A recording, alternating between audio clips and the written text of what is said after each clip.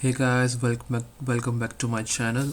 In this video I will show you how to enable and use voice typing in Windows 11 so you can type hands-free using just your voice. So let's get started. This is perfect for writing emails, documents. Now look for settings. As you can see, a settings option selected. Now in the left panel you can see list. Go to accessibility, click on it.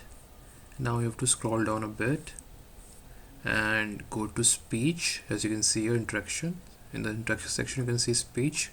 Click on it. Now you have to turn it on the voice access modern voice command feature. Click to turn it on. Now here a window will open. Welcome to voice access. Okay, click on this. And do you want to continue set up your voice access? Yes, continue. Now you can see here my voice access is setting up.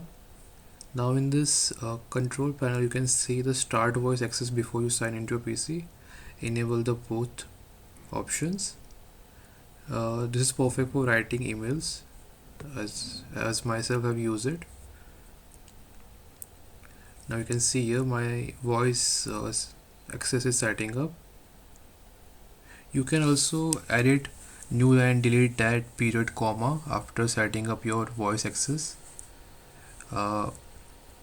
If you want to stop voice typing, just press the Windows plus H from your keyboard and it will get cancelled anytime. And as you can see on the top, my setting of user, after it reaches 100%, my speech will start working on my laptop. And that's it. Now you know how to use voice typing in Windows 11 like a pro. So guys, don't forget to like, share and subscribe for more Windows 11 tips. I will see you in the next video. Thanks for watching.